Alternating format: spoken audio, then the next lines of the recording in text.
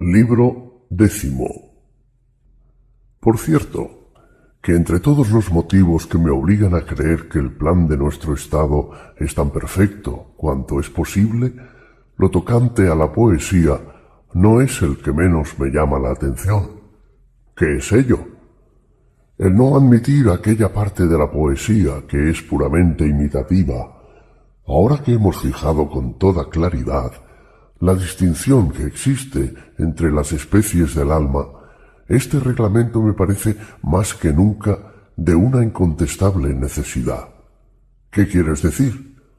Puedo decíroslo con confianza, porque no temo que vayáis a denunciarme a los poetas trágicos y a los demás poetas imitadores.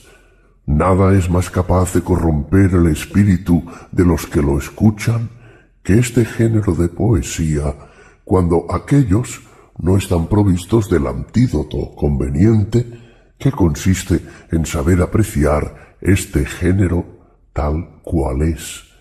¿Qué es lo que te obliga a hablar de esta manera? Voy a decírtelo.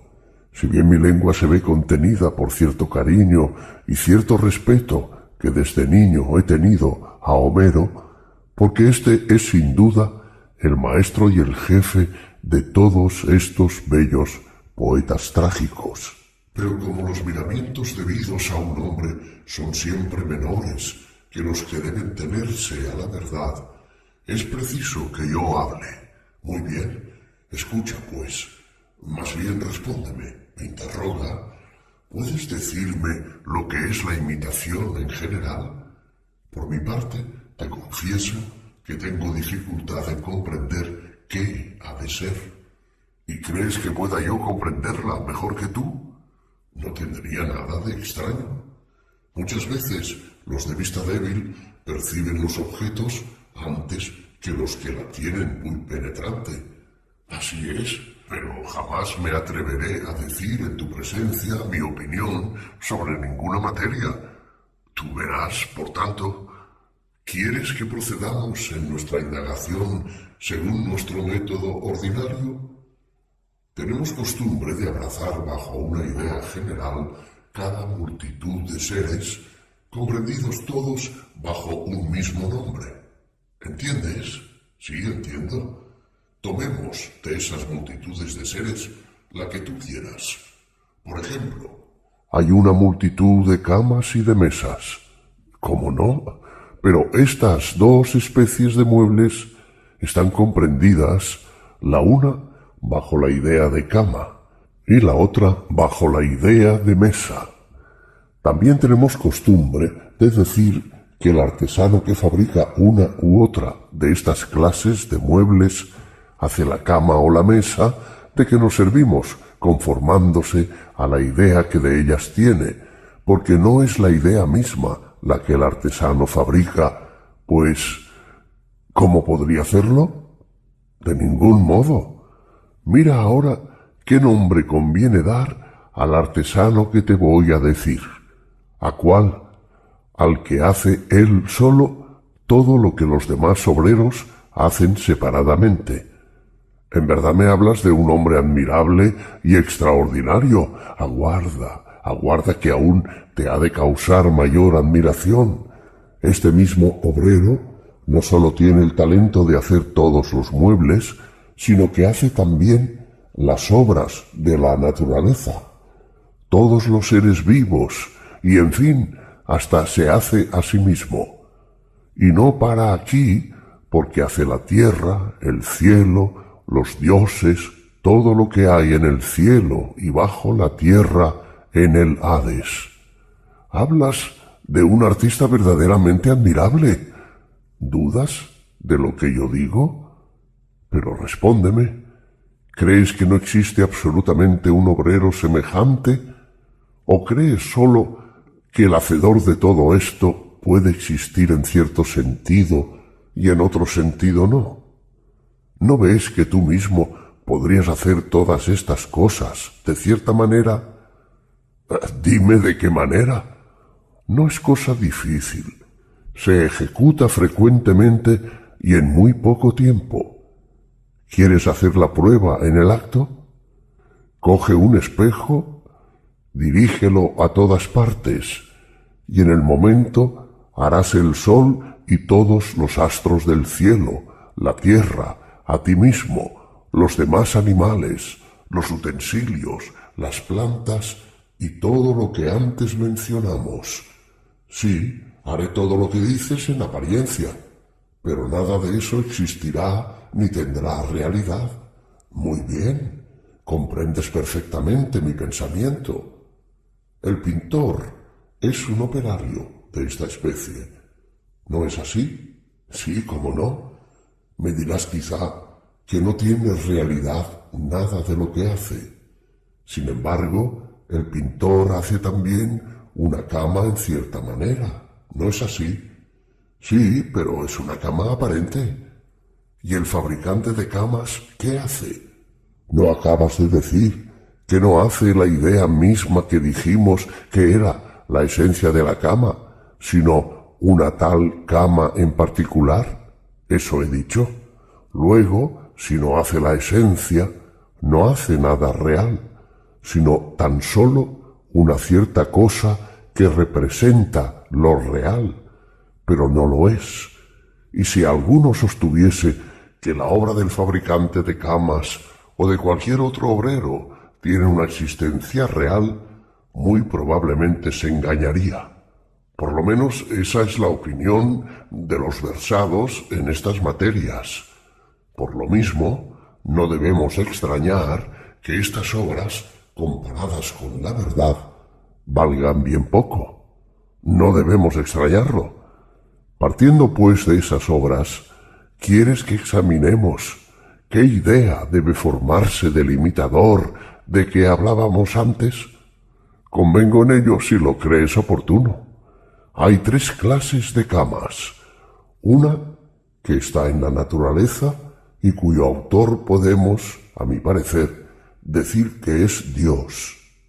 Pues, ¿a qué otro puede atribuirse? A ningún otro, creo. La segunda es la que hace el carpintero, sí, y la tercera, la que es obra del pintor. ¿No es así? En buena hora. Por lo tanto, el pintor, el fabricante de camas y Dios son los 3 artistas que dirigen la elaboración de cada una de estas 3 camas. Sí, los 3. Respecto de Dios, ya porque no haya querido, ya porque haya sido una necesidad para él el no hacer sino una sola cama por naturaleza, el resultado es que no ha hecho más que una, que es la cama esencial. Jamás ha producido ni 2, ni muchas, ni nunca las producirá. ¿Por qué razón?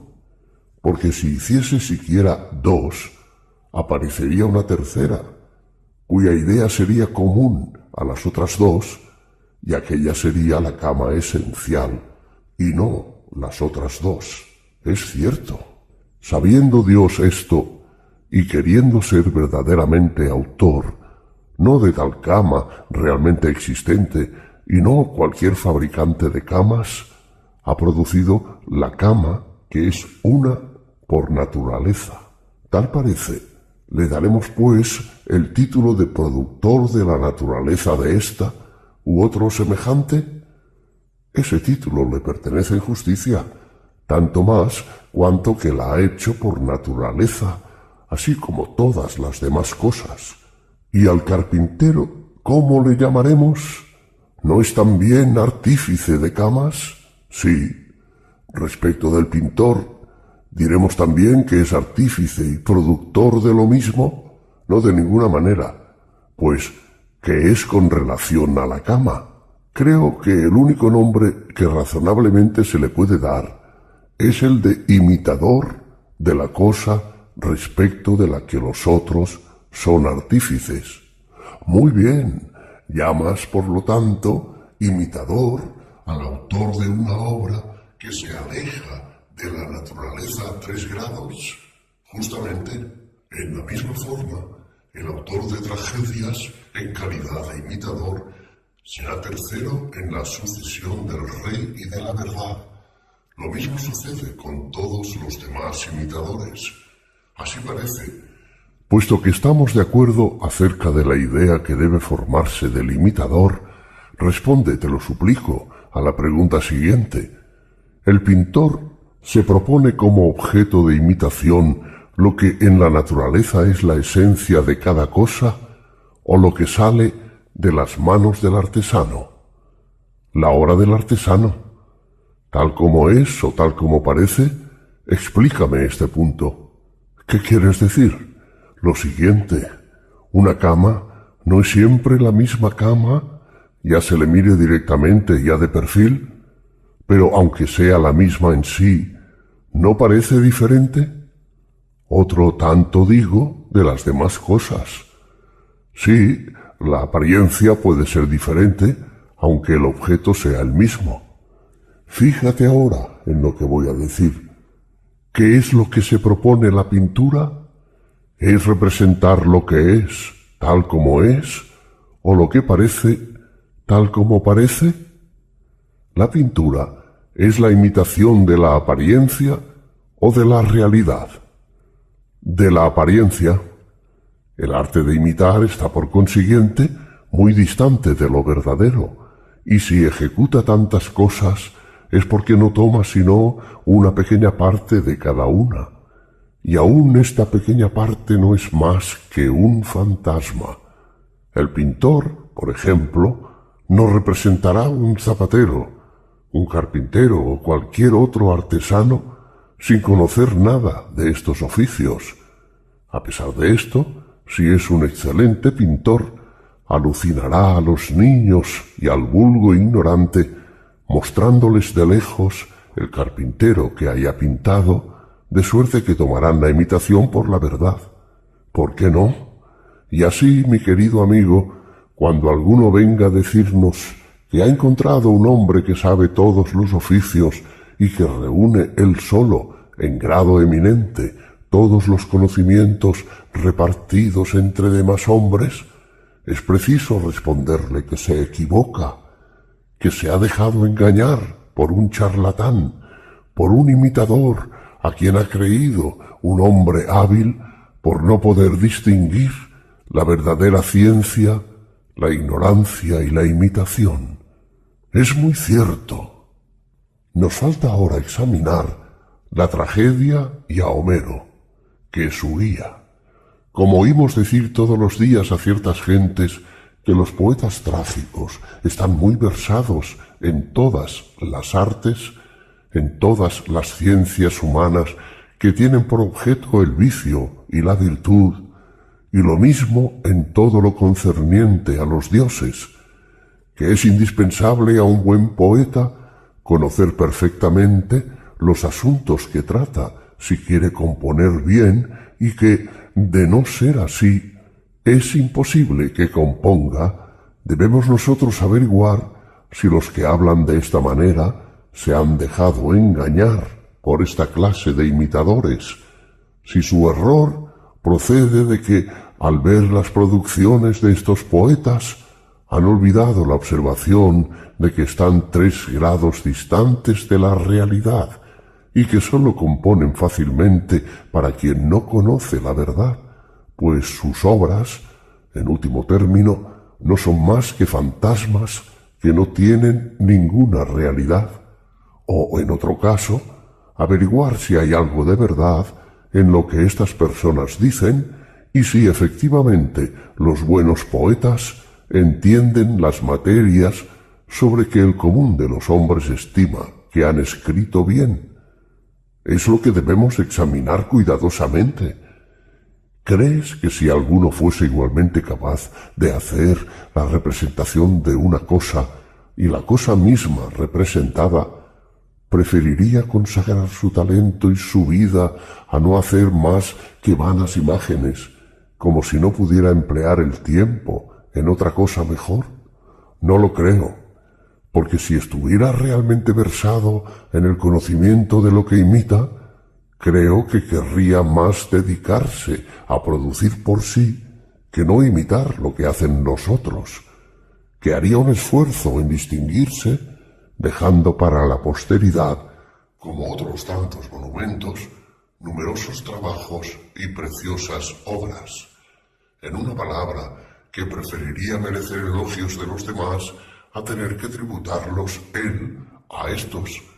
Lo creo así, porque son muy diferentes la honra y la utilidad de cada uno de estos ejercicios. No exijamos, sin embargo, de Homero ni de los demás poetas que nos den razón de las 1000 cosas de que nos han hablado. No les preguntemos si eran médicos o si sabían únicamente imitar el lenguaje de los mismos. Si algún poeta antiguo o moderno ha curado enfermos como Asclepio, o si ha dejado a su muerte discípulos sabios en medicina, como el mismo Asclepio hizo con sus hijos. Demos de mano todas las demás artes y no les hablemos de ellas. Pero puesto que Homero se ha arrojado a hablar sobre las materias más importantes y más preciosas, tales como la guerra, la conducción de los ejércitos, la administración de los estados y la educación del hombre, quizás sea justo interrogarle y decirle: querido Homero, si es cierto que eres un artista alejado en 3 grados de la verdad, incapaz de fabricar otra cosa que apariencias, porque tal es la definición que hemos dado del imitador, si ocupas, en cambio, el segundo orden, si has podido conocer lo que puede mejorar o empeorar los estados o los particulares, dinos, ¿qué estado te debe la mejora de su constitución, como la Cedemonia es deudora a Licurgo y numerosos estados grandes y pequeños la deben a muchos otros? ¿Qué país habla de ti como de un sabio legislador y se gloria de haber sacado ventaja de tus leyes? Italia y Sicilia señalan a Carondas, nosotros a Solón, pero ¿dónde está el pueblo que te señala a ti? Creo que no hay ni uno solo, ni siquiera los homéridas dicen nada. Se hace mención de alguna guerra dirigida con fortuna en tiempo de Homero por él mismo o según sus consejos, no de ninguna. Se distinguió por esas múltiples invenciones útiles en las artes o en los demás oficios que son propias de un hombre sabio, como se cuenta de Tales de Mileto y del escita Anacarsis. Nada de eso se cuenta de él. Si Homero no ha prestado ningún servicio a la sociedad, ¿lo ha hecho siquiera a los particulares? Se sabe que haya influido en la educación de algunos jóvenes a él adictos y que haya transmitido a la posteridad un plan de vida homérico, como se refiere de Pitágoras, que durante su vida fue buscado con ese objeto y que ha dejado discípulos que se distinguen aún hoy entre todos los demás hombres por el género de vida que llaman ellos mismos pitagórico. No, Sócrates, nada que se parezca a lo que dices se cuenta de aquel. Creófilo, su compañero, ha debido de ser aún más ridículo. No, Sócrates, nada que se parezca a lo que dices se cuenta de aquel. Creófilo, su compañero, ha debido de ser aún más ridículo, oh Sócrates, por sus costumbres que por el nombre que llevaba, si lo que se cuenta es exacto. Se dice, en efecto, que Homero fue en vida completamente abandonado por este personaje. Así se cuenta, efectivamente, pero ¿crees, Glaucón, que si Homero hubiera estado en situación de instruir a los hombres y de hacerles mejores, si hubiera tenido un perfecto conocimiento de las cosas que sólo sabía imitar, ¿crees, digo, que no se hubiera atraído un gran número de personas que le habrían honrado y querido?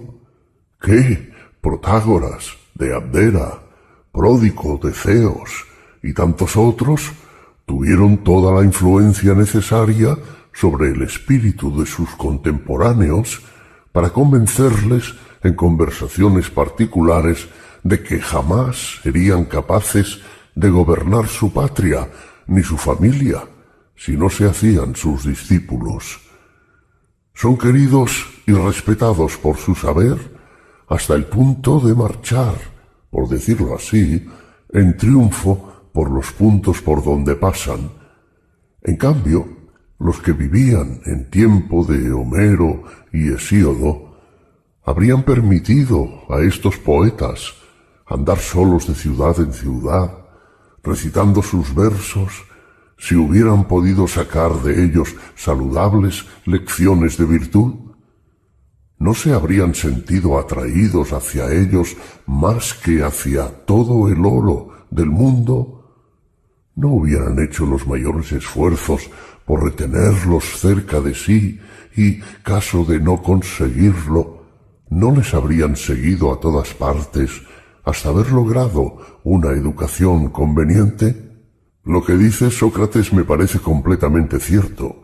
Diremos, por lo tanto, de todos los poetas, comenzando por Homero, que ya traten en sus versos de la virtud o de cualquier otra materia, no son más que imitadores de imágenes, sin llegar jamás a la verdad. Y lo mismo que dijimos antes del pintor, el cual hará un retrato de un zapatero, aunque ningún conocimiento tenga de este oficio, con un parecido tal que los ignorantes, engañados por el dibujo y por el colorido, creerán ver un verdadero zapatero. Sin duda alguna. Diremos, creo yo, en la misma forma, que el poeta, sin otro talento que el de imitar, sabe, con un barniz de palabras y de expresiones figuradas, dar también a cada arte los colores que le convienen, ya hable de zapatería, ya trate del arte de la guerra o de cualquier otro objeto que con la medida, el ritmo y la armonía de su lenguaje convence a los que le escuchan y que juzgan sólo por los versos que está perfectamente instruido en las cosas de que habla. Tan poderoso es el prestigio de la poesía. Por lo demás, ya sabes, por otra parte, el papel que hacen las palabras de los poetas cuando se les quita el colorido musical. No puedes menos de haberlo observado. Sí, ¿no se parecen a esos semblantes que, no teniendo otra belleza que un cierto aspecto de juventud, llegan a perderlo? Exactamente. Pasemos adelante. El autor de imágenes, es decir, el imitador, decimos que sólo conoce la apariencia de los objetos y de ninguna manera lo que tienen de real. ¿No es así? Sí. No nos contentemos con tratar someramente esta materia y examinémosla a fondo. Habla. El pintor pintará una brida y un bocado. Sí. Pero el guarnicionero y el herrero los fabricarán. Bien cierto. Pero en cuanto a la forma que es preciso dar a la brida y al bocado, ni el pintor, ni el guarnicionero, ni el herrero son competentes. El que sabe servirse de estas prendas, es decir, el caballista, no es el único que debe saberlo. Es muy cierto. Y no diremos que sucede lo mismo con todas las demás cosas. ¿Cómo? Quiero decir que hay tres artes que responden a cada cosa. El arte que se sirve de ella, el que la construye y el que la imita. Es cierto. Pero ¿a qué tienden la excelencia, la belleza, la perfección de un mueble, de un animal, de una acción cualquiera, sino al uso a que cada cosa está destinada por su naturaleza o por la intención con que se hizo? Así es. Luego es una necesidad que el que se sirve de una cosa conozca sus propiedades mejor que ningún otro y que dirija al fabricante en su trabajo, enseñándole lo que su obra tiene de bueno y de malo con relación al uso que debe hacerse de ella. El tocador de flauta, por ejemplo, enseñará al que fabrica este instrumento cuáles son las flautas que ofrecen más ventajas y le prescribirá la manera de hacerlas, y éste le obedecerá. ¿Cómo no? Y así, el primero hablará como un hombre que conoce lo que constituye una flauta buena o mala, y el segundo trabajará bajo la fe del primero. Sí, respecto de un mismo objeto, todo productor habrá de tener, pues, una creencia sobre su buena o mala calidad fundada en las instrucciones que recibió del que se sirve de ella y a cuyos conocimientos tiene precisión de someterse, mientras que éste tiene un conocimiento real de las cualidades y de los defectos del instrumento. Es cierto, en cuanto al imitador, es mediante el uso de la cosa que pinta cómo aprende a juzgar si es bella y si está bien o mal hecha. Adquiere por lo menos una opinión exacta a causa de la necesidad en que se encuentra de conversar con el que conoce la materia y que le prescribe lo que debe imitar. No, ni lo uno ni lo otro. Luego el imitador no tendrá ni saber ni una opinión fija tocante a la buena o mala calidad de lo que imita. ¿No parece? Siendo así, el imitador debe poseer, sin duda, un bonito conocimiento de las cosas sobre las que compone. No muy bonito, la verdad. Sin embargo, no por eso dejará de imitar, aunque no sepa lo que hay de bueno y de malo en cada cosa, y se pondrá a imitar lo que parece bello a la multitud ignorante. ¿Qué otra cosa cabe? Parece, pues, que hemos quedado totalmente de acuerdo en esto, que todo imitador no tiene sino un conocimiento muy superficial de lo que imita, que su arte no tiene nada de serio y que no es más que un juego de niños. Y la segunda, que todos los que se dedican a la poesía trágica, ya compongan en llambos, ya en versos épicos, son todo lo imitadores que se puede ser. Sin duda. ¿Pero qué? Esta imitación no está distante de la verdad 3 grados por Zeus. Sí, por otra parte, ¿sobre qué facultad el hombre ejerce la imitación el poder que tiene? ¿Qué quieres decir? Vas a saberlo. Una cosa del mismo tamaño, mirada de cerca o de lejos, ¿no parece igual? Ciertamente no. Y lo que parece derecho o torcido, convexo o cóncavo, visto fuera del agua, no parece lo mismo cuando se ve dentro de ella, a causa de la ilusión que los colores producen en los sentidos, lo cual ocasiona evidentemente una gran perturbación en el alma. Pues bien, a esta disposición de nuestra naturaleza es a la que el arte del dibujo sombreado, el de los prestidigitadores y otros semejantes, tienden los lazos, sin olvidar ningún artificio que pueda valer para seducirla. Tienes razón, y no se ha encontrado como remedio más seguro contra esta ilusión la medida, el número y el peso, para impedir que la relación de los sentidos, tocante a lo que es más o menos grande, más o menos numeroso, más o menos pesado, prevaleciese sobre el juicio de la parte del alma que calcula, que pesa y que mide. ¿Cómo no? Todas estas operaciones no son obra del elemento calculador de nuestra alma.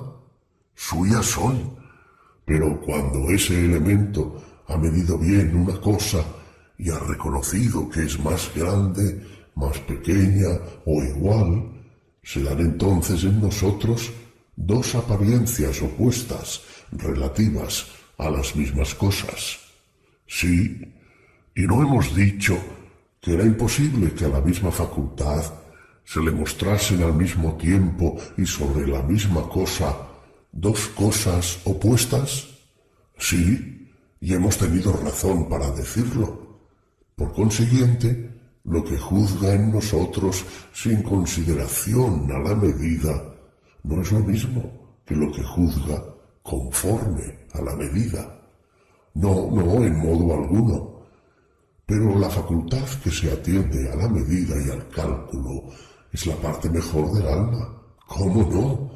Luego, la facultad opuesta es alguna de las cosas inferiores en nosotros. Es preciso que así sea. A esta confesión quería conduciros cuando decía que, de una parte, la pintura, y en general toda arte que consiste en la imitación, está muy distante de la verdad en todo lo que ejecuta, y que, de otra, esta parte de nosotros mismos, con la que el arte de imitar está en relación, se encuentra también muy distante de la sabiduría, y no aspira a nada sano ni verdadero. Estoy conforme. Por consiguiente, la imitación, siendo mala de suyo y uniéndose a lo que hay de malo en nosotros, sólo puede producir efectos malos. Así debe ser. Pero esto es cierto tan solo respecto a la imitación que hiere la vista. No puede decirse otro tanto de la que hiere el oído y que llamamos poesía. Creo que se puede decir lo mismo. No nos detengamos en semejanzas fundadas en la analogía con la pintura. Penetremos hasta esa parte del alma con la cual tiene la poesía un comercio íntimo y veamos si ella es deleznable o valiosa. Así conviene hacerlo. Consideremos el punto de esta manera. Diremos que la poesía imitativa nos presenta a los hombres entregados a acciones forzosas o voluntarias, de cuyo resultado depende que se crean dichosos o desgraciados y que se abandonen a la alegría o a la tristeza. ¿Hay en lo que ella hace más que lo que digo? No, nada más.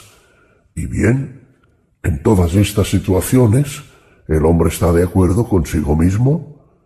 ¿No se encuentra, por el contrario, en razón de su conducta, en contradicción, en lucha consigo mismo, como se encontraba antes con ocasión de la vista, cuando formaba a la vez sobre un mismo objeto dos juicios contrarios?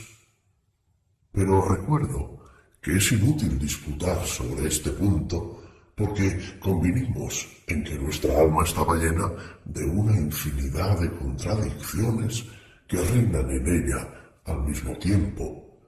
Razón teníamos al convenir en ello, sin duda, pero me parece imprescindible examinar ahora lo que entonces omitimos. ¿De qué se trata?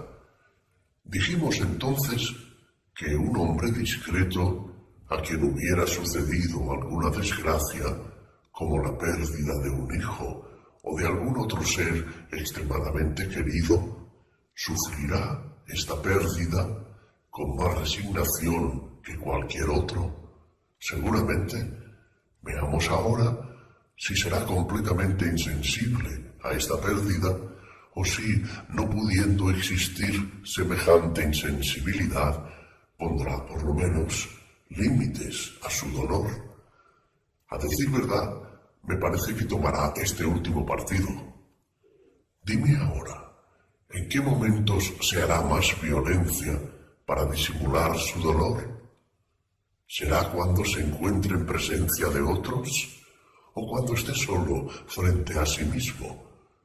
Mucho más cuando lo vean, pero viéndose sin testigos, dejará escapar quejas que sentiría se le oyeran, y hará otros muchos extremos en que no querría ser sorprendido. Así es.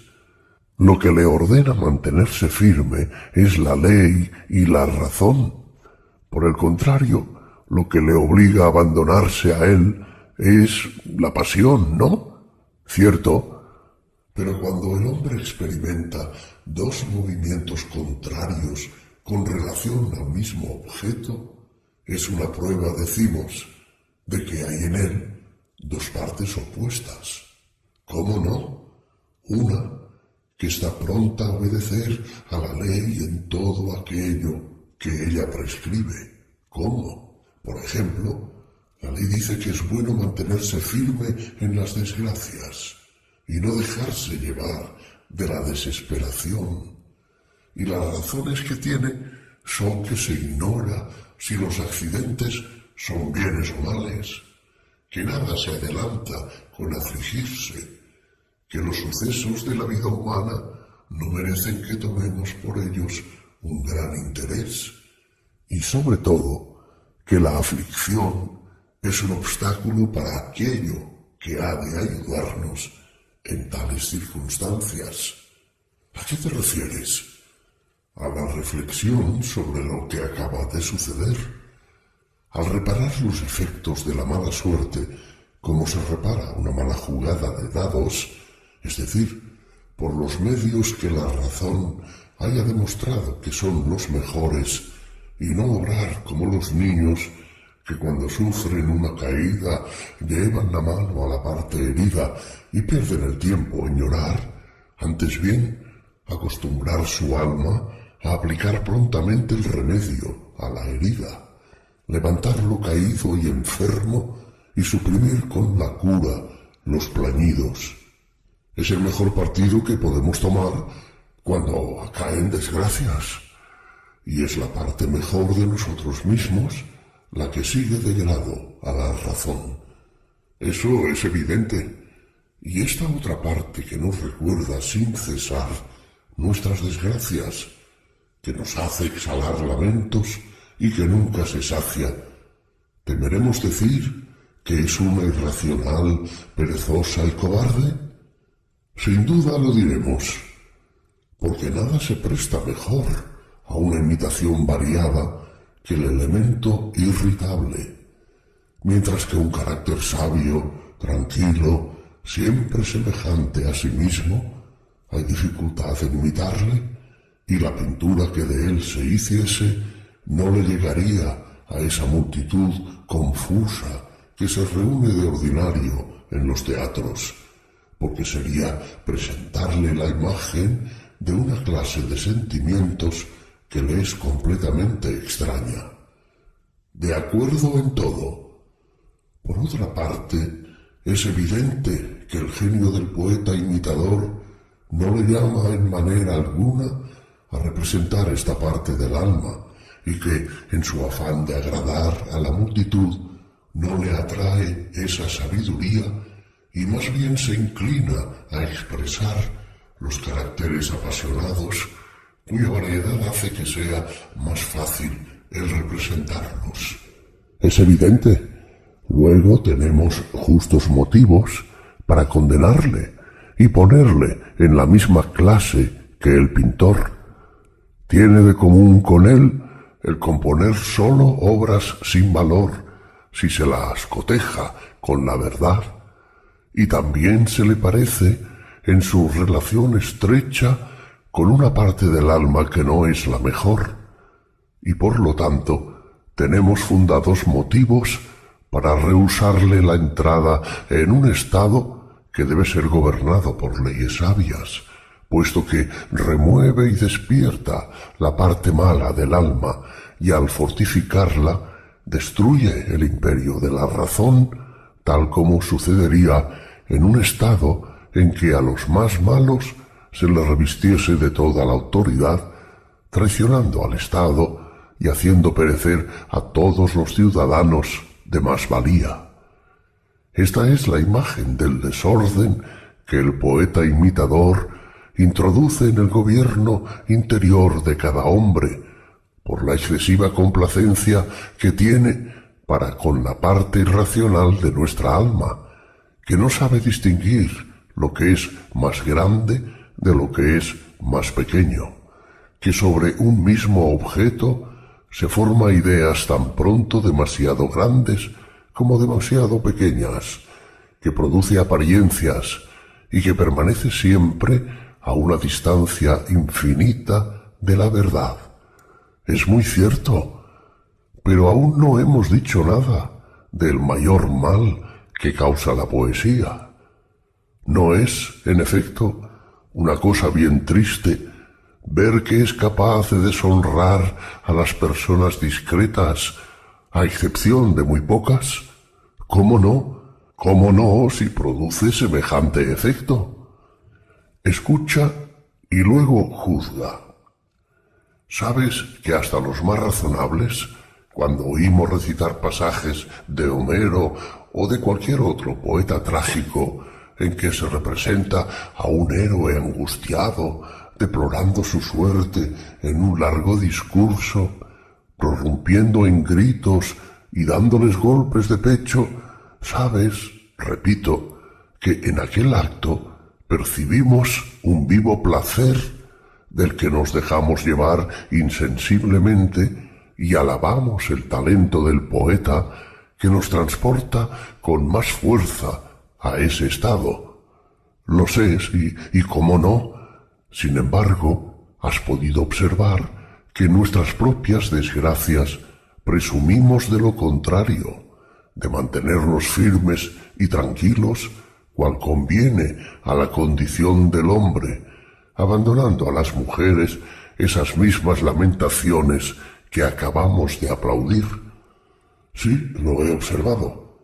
Pero, ¿acaso está bien aprobar con entusiasmo en otro una condición que no consentiríamos en nosotros mismos, avergonzándonos del parecido y no sentir repugnancia, sino gozarla y celebrarla?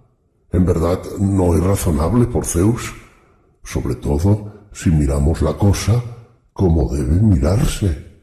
¿Cómo? Si consideramos que esta parte de nuestra alma, contra la que nos mantenemos firmes en nuestras propias desgracias, que está sedienta de lágrimas y lamentaciones de las que querría saciarse y a las que busca por naturaleza, es la misma que los poetas adulan y a la que hacen estudio en complacer, y que en tales ocasiones esta otra parte de nosotros mismos, que es la mejor, no estando aún bastante fortificada por la razón y por el hábito, afloja la rienda a la otra parte llorona, excusándose con que no es más que simple espectadora de las desgracias de otro y que no es vergonzoso para ella dar señales de aprobación y de compasión al ver las lágrimas que otro, que se dice hombre de bien, derrama indebidamente, de suerte que tiene por un bien el placer que disfruta en aquel momento y no consentiría verse privado de él, como se vería si condenara absolutamente esta clase de poemas. Esto procede de que son pocos los que fijan su reflexión en que los sentimientos de otro se hacen infaliblemente nuestros, y que, después de haberse mantenido y fortificado nuestra sensibilidad mediante la vista de los males ajenos, es difícil moderarla en los propios. Es muy cierto. ¿No diremos otro tanto cuando se trata de lo cómico? Si manifiestas un placer excesivo en oír bufonadas sobre lo que en ti mismo te avergonzarías de tomar a risa y no detestarías como malo, sea en el teatro, sea en conversaciones particulares, te sucederá lo mismo que en las emociones patéticas, porque entonces da rienda suelta al deseo de hacer reír que la razón reprimía antes en ti por temor de pasar por bufón. Y después de haber alimentado ese deseo en la comedia, no tardarás en dejarlo escapar en tus relaciones con los demás, hasta convertirte en un farsante de profesión. Tienes razón. La poesía imitativa produce en nosotros el mismo efecto con respecto al amor, a la cólera y a todas las pasiones del alma que tienen por objeto el placer y el dolor y que siguen, según decimos, a todas nuestras acciones. En lugar de hacer que se seque lo que ha de secarse, lo rocía y alimenta, instaura como gobernante lo que había de ser gobernado para asegurar nuestra virtud y nuestra felicidad y no hacernos peores y más desdichados. No puedo menos de convenir en ello. Y así, mi querido Glaucón, cuando oigas decir a los admiradores de Homero que este poeta ha educado a Grecia y que leyéndole se aprende a gobernar y conducir bien los negocios humanos y que lo mejor que se puede hacer es someterse a sus preceptos, deberás tener toda clase de miramientos y de consideraciones con los que empleen este lenguaje, como si estuvieran dotados del mayor éxito, y hasta concederles que Homero es el más grande poeta y el primero entre los trágicos. Pero al mismo tiempo no pierdas de vista que en nuestro estado no podemos admitir otras obras de poesía que los himnos a los dioses y los elogios de los héroes, porque tan pronto como des cabida a la musa voluptuosa, sea lírica, sea épica, el placer y el dolor reinarán en tu estado en lugar de las leyes, en lugar de aquella razón cuya excelencia la comunidad reconozca en cada caso. Nada más cierto, puesto que por segunda vez se ha presentado la ocasión de hablar de la poesía. He aquí lo que tenía que decir para justificarnos por haberla desterrado de nuestro estado. La razón nos obliga a ello, y para que la poesía misma no nos acuse de haberla tratado con rudeza y tosquedad, será bueno decirle que no es de ahora su disensión con la filosofía.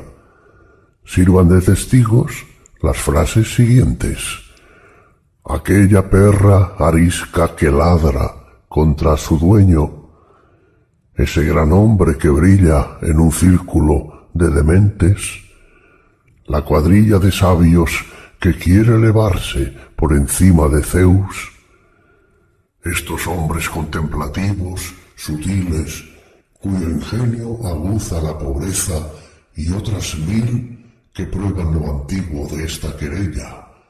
A pesar de esto, protestamos resueltamente que si la poesía imitativa, que tiene por objeto el placer, puede probarnos con buenas razones que no se la debe desechar de un estado bien gobernado, nosotros la recibiremos con los brazos abiertos, porque no podemos ocultarnos a nosotros mismos la fuerza y la dureza de sus encantos.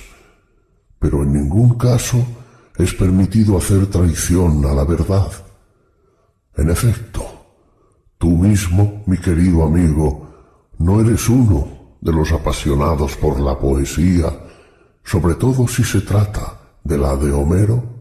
Sobremanera, no es justo, por lo tanto, que le demos el derecho de venir a defender su causa delante de nosotros, sea en un poema lírico, sea en cualquier otra clase de metro.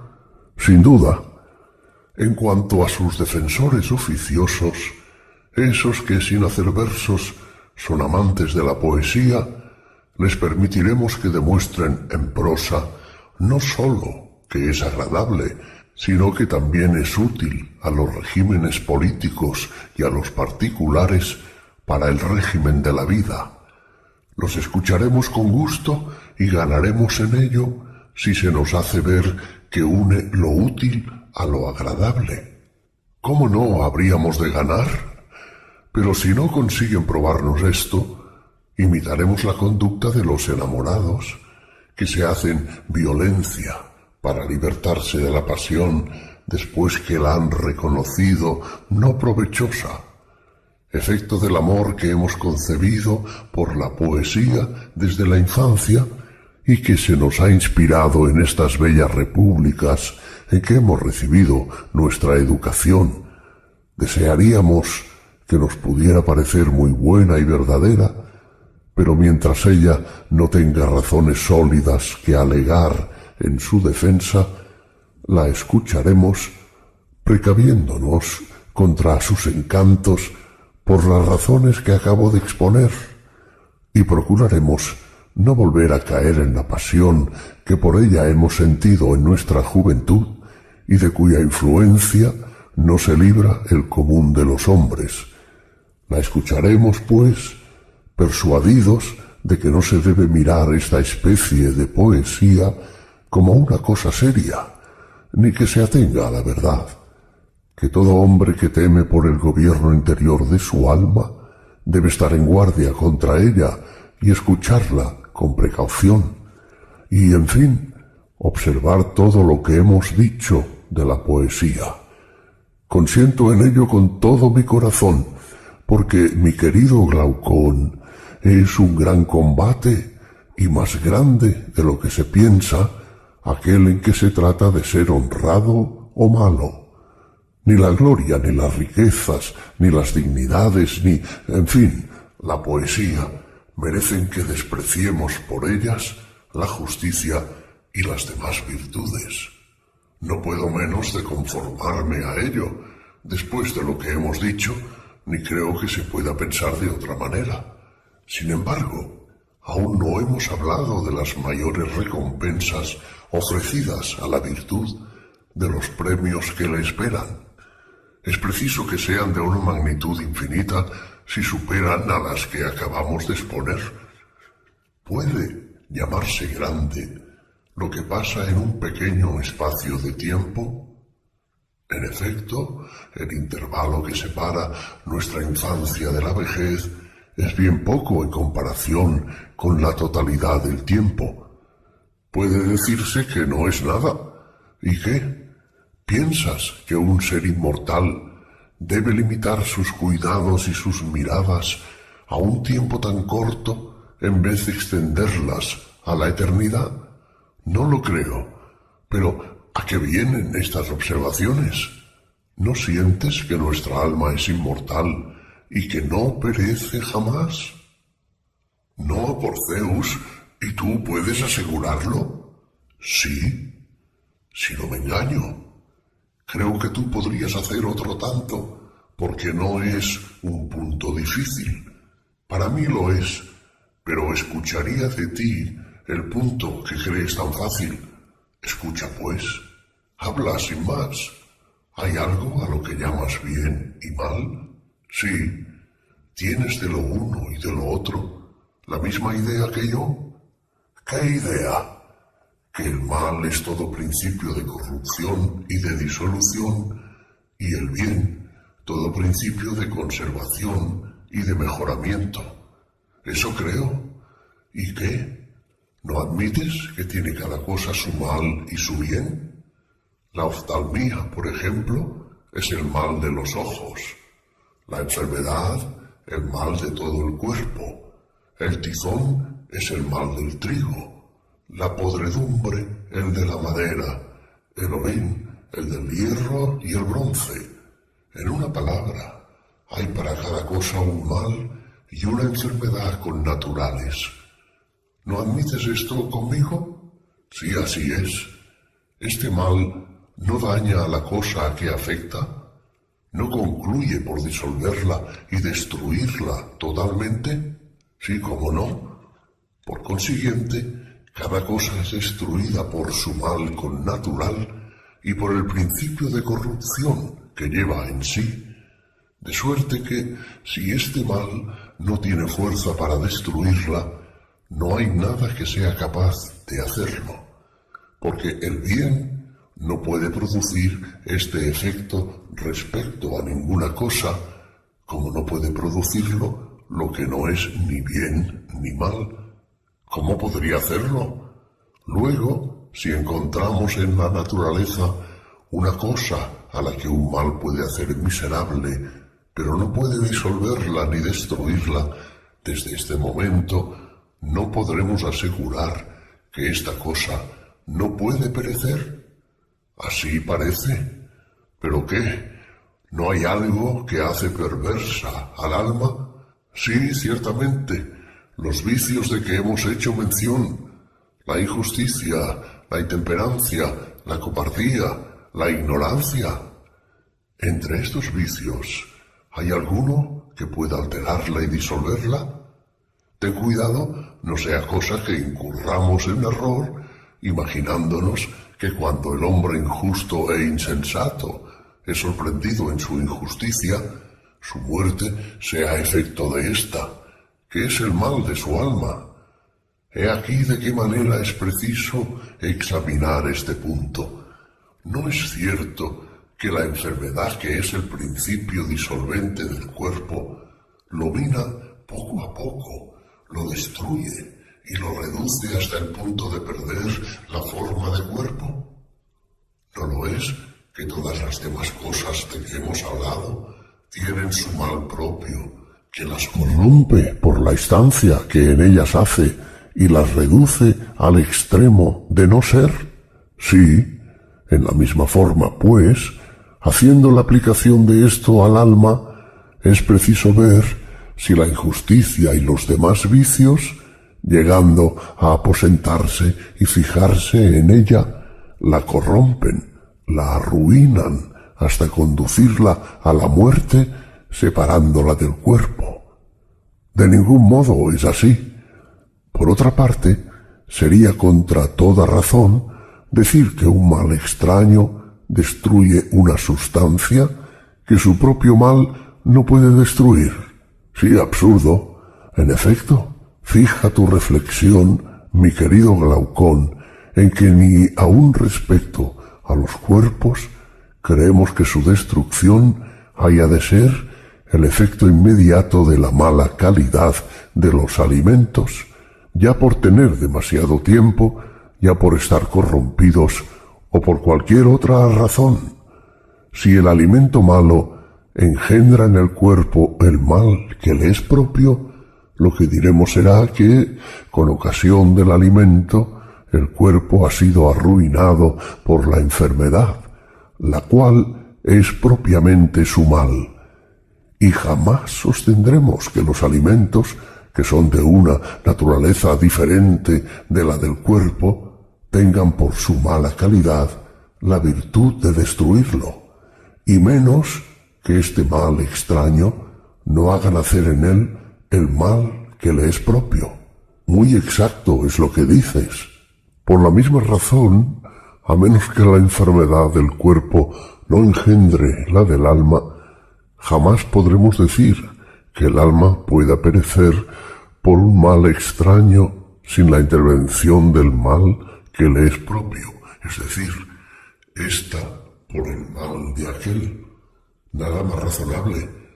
Por lo tanto, asentemos la falsedad de esta demostración, o mientras se mantenga en toda su fuerza, sostengamos que ni por la fiebre, ni por ninguna otra especie de enfermedad, ni por degüello, ni aun cuando resultare el cuerpo hecho pedazos, puede sobrevenir la muerte del alma, a menos que se nos haga ver que el efecto de estos accidentes del cuerpo consiste en hacer el alma injusta y más impía. Y no consintamos que se diga que ni el alma ni cualquiera otra sustancia perecen por el mal que la sobrevenga de una sustancia de naturaleza diferente, si el mal que le es propio no llega a juntarse con aquel. Nadie nos demostrará jamás que las almas de los que mueren se hacen más injustas por la sola razón de morir. Si alguno fuese tan atrevido que combatiese lo que acabamos de decir y sostuviese que la muerte hace al hombre más malo y más injusto para no verse obligado a reconocer la inmortalidad del alma, nosotros le obligaríamos a convenir en que si lo que dice es cierto, se sigue de aquí que la injusticia, como la enfermedad, conduce naturalmente a la muerte, que mata por su propia naturaleza. y que los que dan entrada en su alma a la injusticia mueren más o menos pronto, pero de manera distinta a cómo la causa ordinaria de la muerte de los injustos es la justicia que se les aplica. Por Zeus, si la injusticia fuese un mal capaz de dar por sí misma la muerte a los hombres malos, no habría razón para mirarla como una cosa terrible, puesto que sería un remedio para todos los males. Pienso, por el contrario, que evidentemente la injusticia mata a los demás en cuanto ella puede, mientras que conserva lleno de vida y además muy despierto a aquel en quien fija su estancia. Tan distante está la injusticia de darle la muerte. ¿Dices verdad?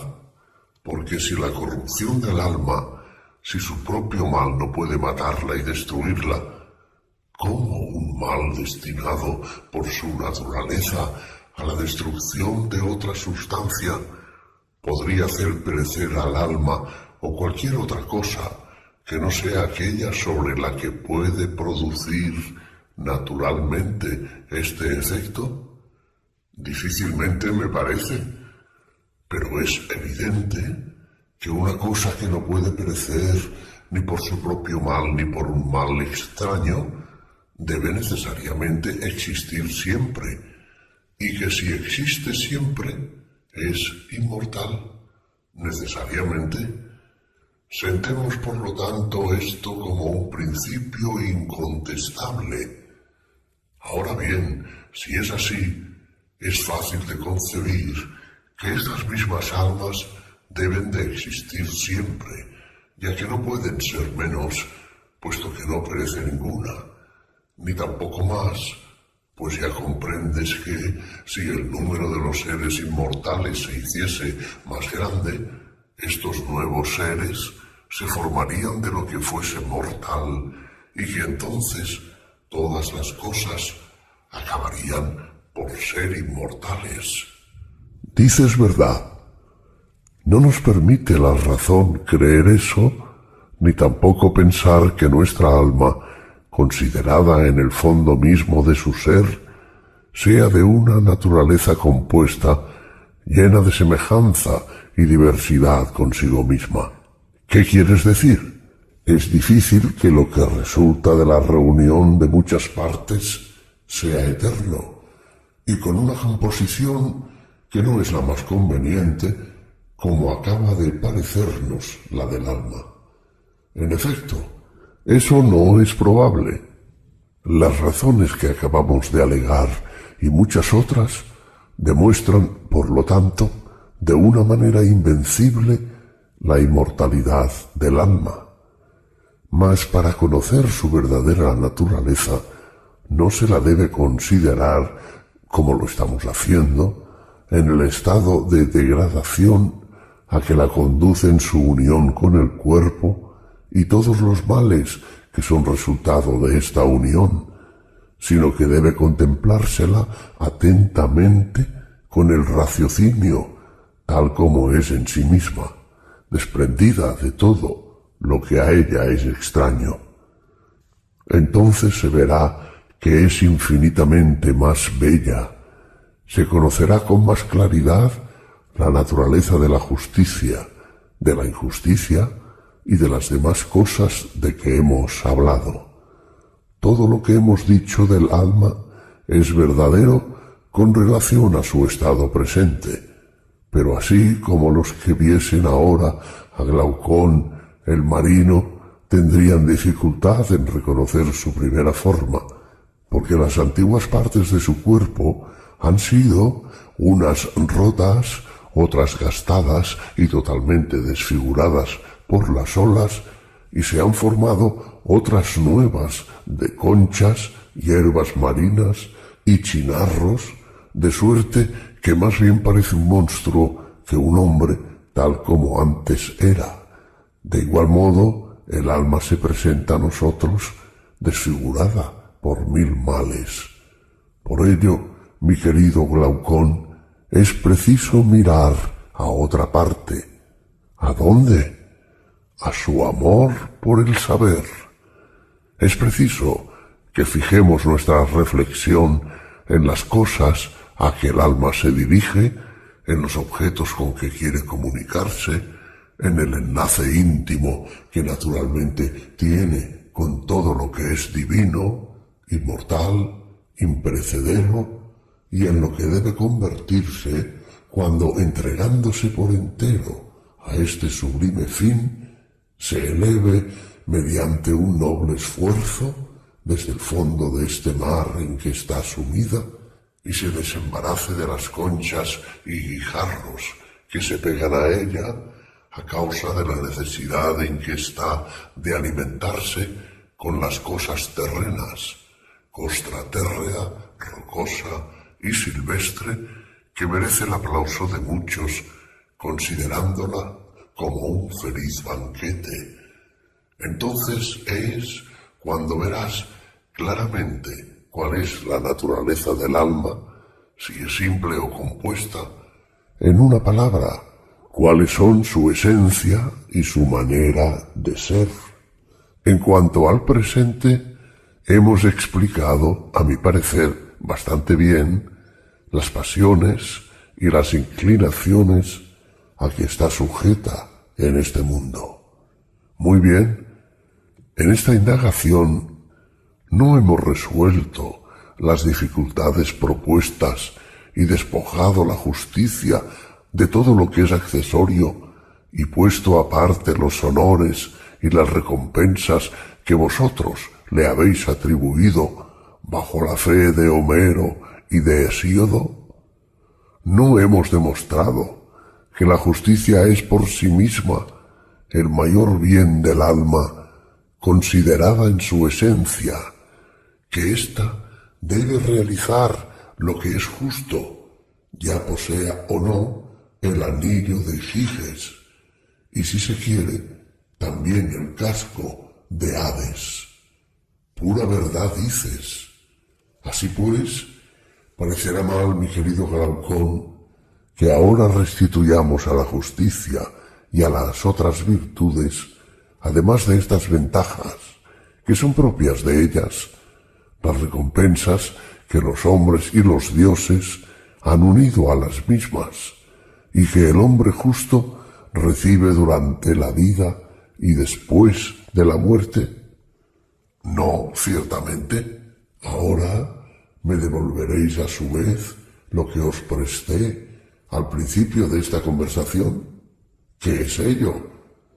Quise concederos que el hombre justo pasara por injusto y el injusto por justo, porque creísteis que si bien era imposible engañar en este punto a los hombres y a los dioses, era, sin embargo, indispensable suponerlo por mor de la argumentación para que se pudieran apreciar plenamente la justicia y la injusticia tomadas en sí mismas.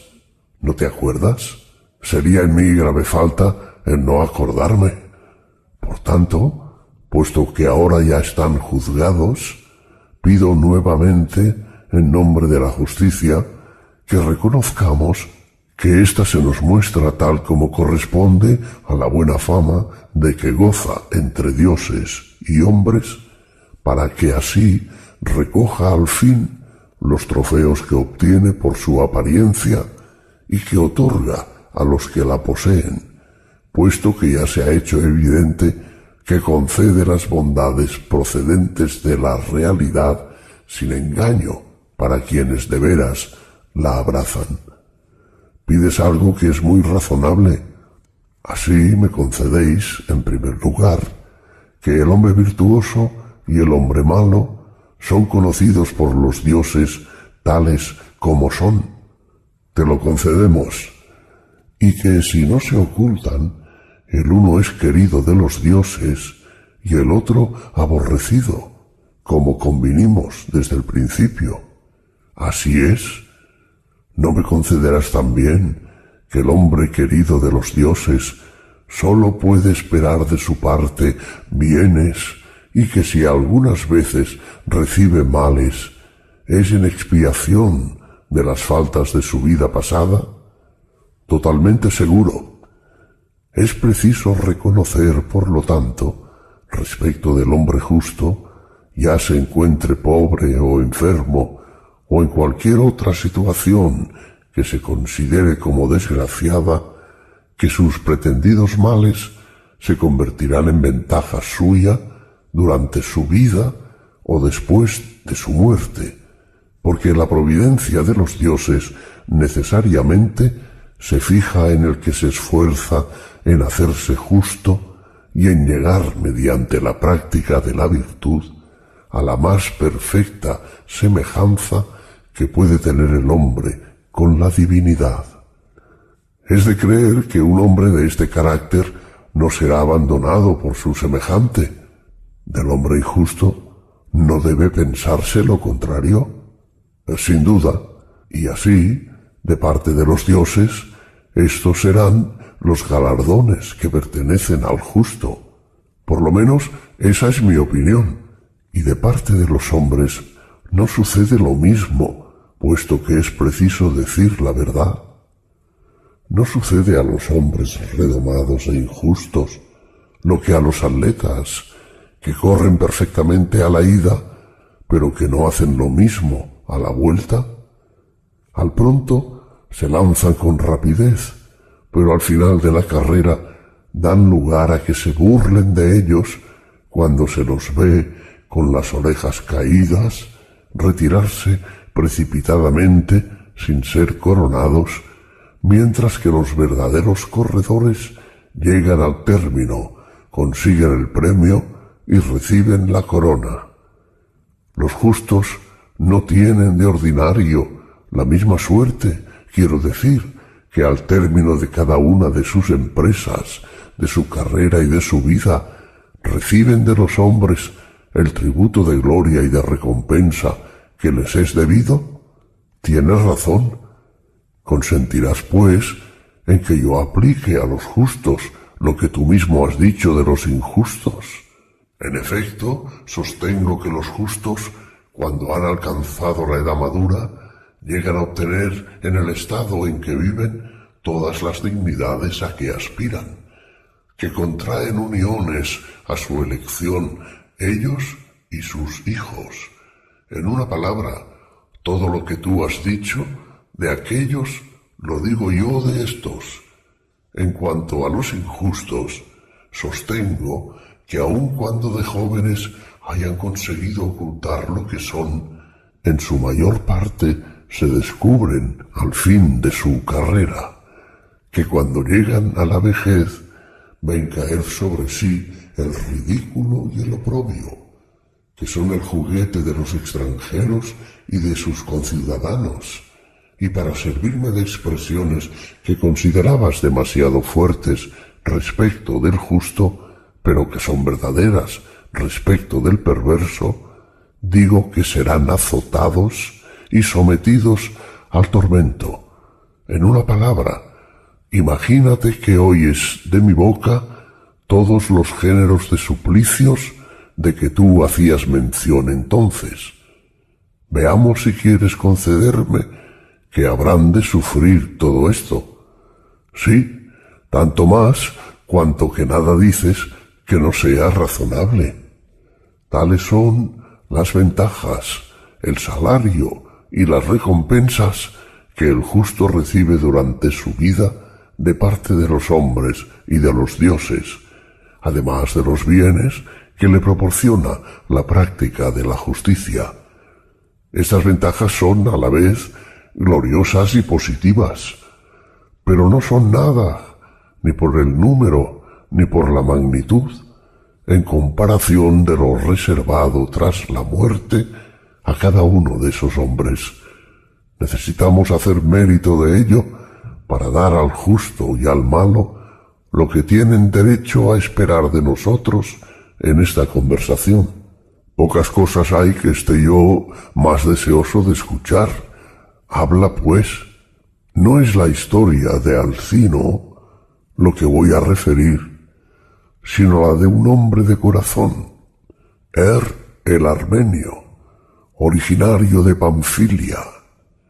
Después de haber muerto en una batalla, como a los 10 días se fuera a recoger los cadáveres que ya estaban corrompidos, se encontró el suyo sano y entero y conducido a su casa.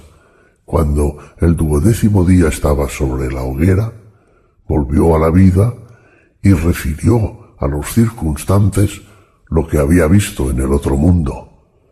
Dijo que en el momento que su alma salió del cuerpo, llegó con otra infinidad de ellas a un sitio de todo punto maravilloso, donde se veían en la tierra 2 aberturas, la una frente a la otra, y en el cielo otras 2 que se correspondían con las primeras.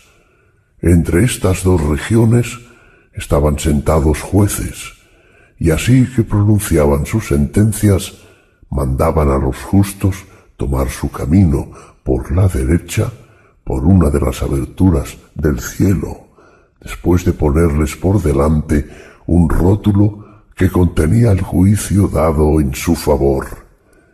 Y a los injustos les obligaban a tomar el camino de la izquierda, por una de las aberturas de la tierra, llevando a la espalda otro rótulo semejante donde iban consignadas todas sus acciones. Cuando él se presentó, los jueces decidieron que era preciso llevarse a los hombres la noticia de lo que pasaba en el otro mundo y le mandaron que oyera y observara en aquel sitio todas las cosas de que iba a ser testigo. Y así vio, en primer lugar, a las almas de los que habían sido juzgados, unas subir al cielo, otras descender a la tierra por las 2 aberturas que se correspondían, mientras que por la otra abertura de la tierra vio salir almas cubiertas de suciedad y de polvo, al mismo tiempo que por la del cielo descendían otras almas puras y sin mancha. Parecían venir todas de un largo viaje y detenerse con gusto en la pradera como las acampadas en una feria. Las que se conocían se pedían unas a otras, al saludarse, noticias acerca de lo que pasaba respectivamente en el cielo y en la tierra. Unas referían sus aventuras con gemidos y lágrimas que les arrancaba el recuerdo de los males que habían sufrido o visto sufrir a los demás durante su estancia en la tierra, cuya duración era de 1000 años. Otras, que volvían del cielo, hacían la historia de los deliciosos placeres que habían disfrutado y de las cosas maravillosas que habían visto. Sería muy largo, mi querido Glaucón, referirte por entero el discurso, pero lo principal, decía, era que cada uno era castigado 10 veces por cada una de las injusticias que había cometido durante la vida, que la duración de cada castigo era de 100 años, duración natural de la vida humana, a fin de que el castigo fuese siempre décuplo para cada crimen, y así los que se han manchado con muchos asesinatos, que han vendido los estados y los ejércitos, que los han reducido a la esclavitud, o que se han hecho culpables de cualquier otro crimen semejante, eran atormentados con el décuplo por cada uno de estos crímenes. Aquellos, por el contrario, que habían hecho bien a los hombres, que habían sido justos y piadosos, recibían en la misma proporción la recompensa de sus buenas acciones. Respecto a los niños muertos luego de su nacimiento, daba detalles que es superfluo referir. Había, según su historia, recompensas más grandes aún para los que habían honrado a los dioses y respetado a sus padres, y suplicios extraordinarios para los impíos, los parricidas y los homicidas a mano armada. Había estado presente, añadía, cuando uno preguntó a otro dónde estaba el gran Ardieo. Ardieo había sido tirano de una ciudad de Panfilia 1000 años antes. Había dado muerte a su padre, que era de avanzada edad, y a su hermano mayor, y cometido, según se decía, otros muchos crímenes enormes. «No viene», respondió el preguntado, «ni vendrá jamás.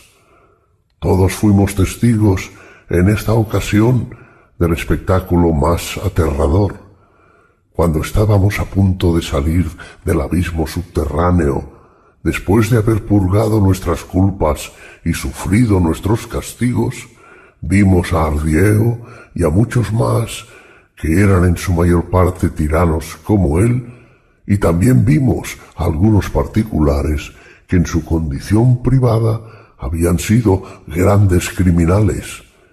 En el momento que intentaron salir, la abertura les impidió el paso, y todas las veces que alguno de estos miserables, cuyos crímenes no tenían remedio o no habían sido suficientemente expiados, se presentaba para salir, se dejaba oír en la abertura un bramido. Al producirse este estruendo, contaba, acudieron unos hombres salvajes que parecían como de fuego. Por lo pronto, condujeron a viva fuerza a un cierto número de aquellos, se apoderaron de Ardieo y de los demás, les ataron los pies, las manos y la cabeza, y después de haberlos arrojado en tierra y desollarlos a fuerza de golpes, los arrastraron fuera del camino sobre sangrientas zarzas, diciendo a los que pasaban el motivo por qué trataban así a estos criminales y que iban a precipitarlos en el Tártaro. Esta alma añadía que entre los diversos terrores por que se veían agitadas durante el camino, ninguno les causaba tanto espanto como el temor de que se oyera el bramido en la abertura en el momento de salir, y que había sido para ellas un placer inexplicable el no haberlo oído al tiempo de su salida. Tales eran, poco más o menos, las penas y suplicios y las recompensas correspondientes. Después que cada uno había pasado 7 días en esa pradera, al 8º debían levantarse y ponerse en marcha, y en 4 días de jornada llegaban a un punto desde el que se veía una luz que atravesaba el cielo y la tierra, recta como una columna y semejante al arco iris, pero más brillante y más pura. A esta luz llegaron después de otro día de jornada. Allí vieron que las extremidades de las cadenas venían a parar del cielo al centro de esta luz, que les servía de lazo y que abrazaba toda la circunferencia del cielo, poco más o menos, como estas ligaduras que ciñen los costados de las trirremes y sostienen toda la armadura. De estas extremidades está pendiente el uso de la necesidad, el cual da impulso a todas las revoluciones celestes. El cuerpo del uso y el gancho eran de acero, y la tortera era una mezcla de esta y otras materias. Esta tortera se parecía por la forma a las de este mundo, mas para tener de ella una idea exacta es preciso representársela como una tortera hueca por dentro en la que esté engastada otra más pequeña, como las cajas que entran una en otra. En la segunda tortera había una tercera, en esta una cuarta, y así sucesivamente hasta el número de 8, dispuestas entre sí a manera de círculos concéntricos. Se veía por arriba el borde superior de cada una, y todas presentaban al exterior la superficie continua de una sola tortera alrededor del huso, cuyo tronco pasaba por el centro de la octava.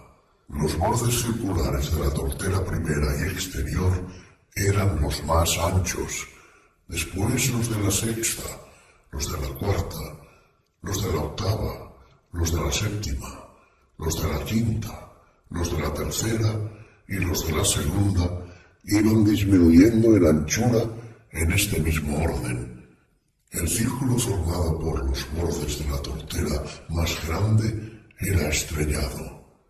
El de la séptima era de un color muy brillante.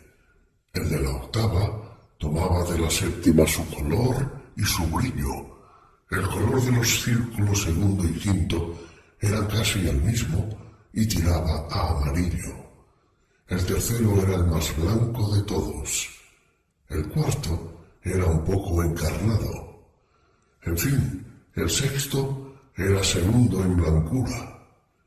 El huso entero rodaba sobre sí mismo con un movimiento uniforme, mientras que en el interior los 7 círculos concéntricos se movían lentamente en una dirección contraria. El movimiento del octavo era el más rápido. Los del séptimo, el sexto y el quinto eran menores e iguales entre sí. El cuarto era, al parecer, el tercero en velocidad. El tercero era el cuarto y el movimiento del segundo era el quinto. El huso mismo giraba entre las rodillas de la necesidad. En cada uno de estos círculos había una sirena que giraba con él, haciendo oír una sola nota de su voz, siempre con el mismo tono. De suerte que de estas 8 notas diferentes resultaba un acorde perfecto. Alrededor del huso y a distancias iguales estaban sentadas en tronos las 3 parcas, hijas de la necesidad, Láquesis, Cloto y Atropo, vestidas de blanco y ceñidas sus cabezas con cintillas. Acompañaban con su canto al de las sirenas. Láquesis cantaba lo pasado, Cloto lo presente y Atropo lo venidero. Cloto, tocando por intervalos el huso con la mano derecha, le obligaba a hacer la revolución exterior. Atropo, con la mano izquierda, imprimía el movimiento a cada uno de los círculos interiores, y Láquesis, ora con una, ora con otra mano, tocaba tan pronto el círculo exterior como los interiores. Luego que llegaron allá, contaba, les fue preciso presentarse delante de Láquesis. Por lo pronto, un profeta los colocó en fila. Enseguida, habiendo tomado del regazo de Láquesis la distinta suerte y las diferentes condiciones humanas, subió a un tablado elevado y habló de esta manera. He aquí lo que dice la Virgen Láquesis, hija de la necesidad. Almas pasajeras, vais a comenzar una nueva carrera y a entrar en un cuerpo mortal. No será el hado quien os escogerá, sino que cada una de vosotras escogerá el suyo. La primera que la suerte designe escogerá la primera, y su elección será irrevocable. La virtud, empero, no tiene dueño. Cada quien participa de ella según si la honra o la desprecia. Cada cual es responsable de su elección porque Dios es inocente. Dichas estas palabras, echó las suertes y cada alma recogió lo que cayó delante de ella, excepto el propio pues no se le permitió hacerlo. Entonces conoció cada cual en qué orden debía escoger. Enseguida el mismo profeta arrojó en tierra delante de ellos géneros de vida de todas clases, cuyo número era mucho mayor que el de quienes debían escoger, porque todas las condiciones, tanto de los hombres como de los animales, se encontraban allí revueltas. Había tiranías, unas que debían durar hasta la muerte, otras que habían de verse bruscamente interrumpidas y concluir en la pobreza, el destierro y la mendicidad. Se veían igualmente condiciones de hombres célebres, estos por la belleza, por la fuerza, por su reputación en los combates, aquellos por su nobleza y las grandes cualidades de sus antepasados. Se veían también condiciones oscuras bajo todos estos conceptos. Había asimismo destinos de mujeres igualmente varios, pero nada había dispuesto sobre el rango de las almas, porque cada una debía necesariamente mudar de naturaleza según su elección. Por lo demás, las riquezas, la pobreza, la salud, las enfermedades, se encontraban en todas las condiciones. Aquí sin ninguna mezcla, allá justamente compensados los bienes y los males. Aquí tienes evidentemente, mi querido Glaucón, la prueba de mayor riesgo para el hombre, y así cada uno de nosotros, despreciando todos los demás estudios, debe dedicarse solo a aquel que le haga conocer al hombre cuyas lecciones puedan ponerle en estado de discernir las condiciones dichosas y desgraciadas y escoger siempre la mejor, y llegará a conseguirlo siempre que repase en su espíritu todo lo que hemos dicho hasta ahora y juzgue de lo que puede contribuir más a la felicidad de la vida por el examen que hemos hecho de las diferentes condiciones consideradas junta o separadamente.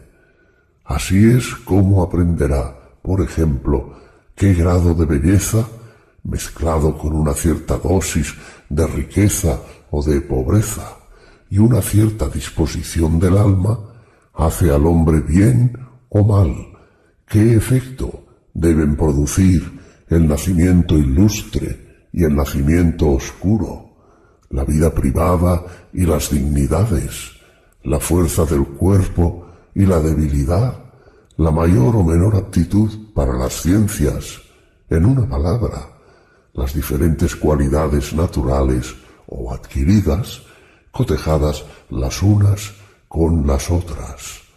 De suerte que, después de haber reflexionado sobre todo esto, sin perder de vista la naturaleza del alma, podrá distinguir el género de vida mejor del peor.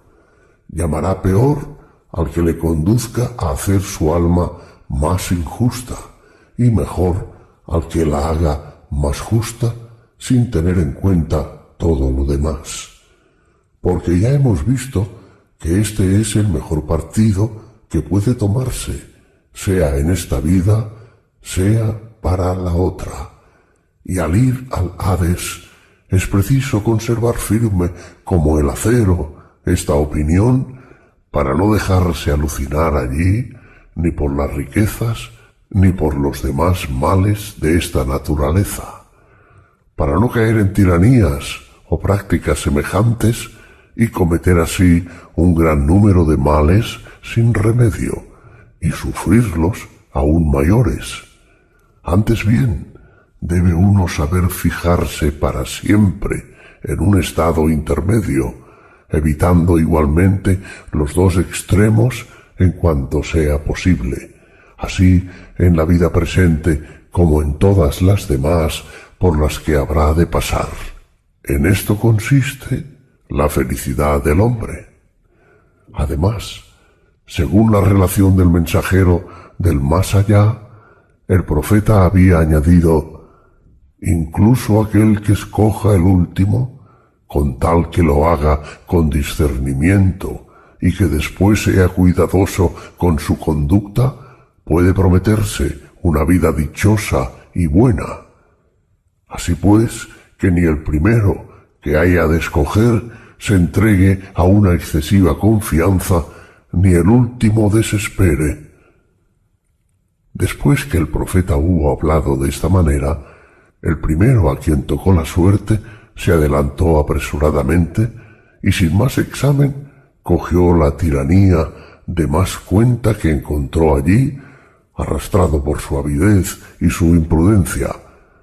Pero cuando hubo considerado y visto que su destino era el devorar a sus propios hijos y el cometer otros crímenes enormes, se lamentó y, olvidando las advertencias del profeta, acusó de su suerte a la fortuna, a los dioses, en fin, a todos menos a sí mismo. Este era uno de los que venían del cielo. Había vivido antes en un estado bien gobernado y había debido su virtud a la fuerza del hábito más bien que a la filosofía.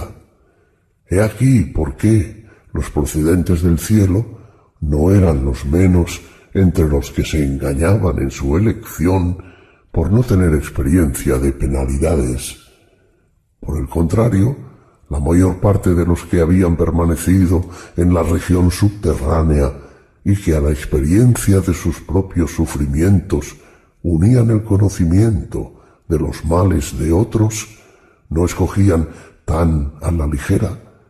Esta experiencia, aparte de la suerte que les tocaba, hacía que la mayor parte de las almas cambiasen una buena condición por una mala, o viceversa. Así un hombre que cada vez que volviese a este mundo se aplicase constantemente a la sana filosofía, con tal que su turno de elección no fuese el último de todos, sería muy probablemente, conforme a esta historia, no sólo feliz en la tierra, sino también en su viaje a este mundo. Y al volver, marcharía por el camino llano del cielo y no por el sendero subterráneo y penoso. Tal, decía, era el curioso espectáculo de ver de qué manera cada alma hacía su elección de vida. Nada más extraño ni más digno a la vez de compasión y de risa. Las más se guiaban en la elección por los hábitos de la vida precedente.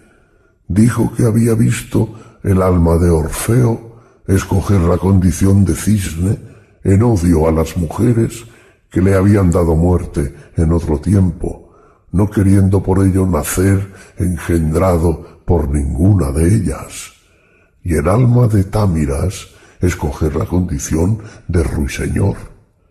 Vio también a un cisne adoptar la condición humana, y lo mismo hicieron otros animales cantores. Otra alma escogió la condición de león, que fue la de Áyax, hijo de Telamón, el cual, recordando el juicio de las armas, rehusó tomar un cuerpo humano. Después llegó el alma de Agamenón, que teniendo también aversión al género humano a causa de sus pasadas desgracias, escogió la condición de águila. El alma de Atalanta, que sacó su turno hacia la mitad, como se fijara en los grandes honores que reciben los atletas, no pudo resistir el deseo de hacerse ella también atleta. Después vio el alma de Epeo, hijo de Panopeo, que prefirió la condición de una mujer laboriosa. El alma del bufón Tersites, que se presentó de los últimos, vistió el cuerpo de un mono.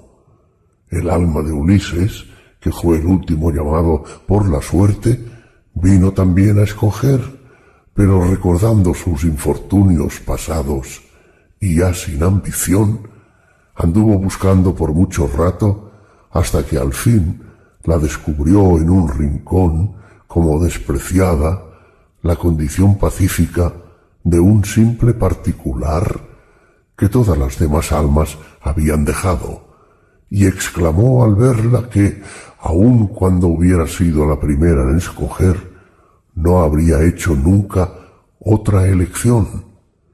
Había igualmente almas de animales que mudaban su condición por la nuestra o por las de otros animales.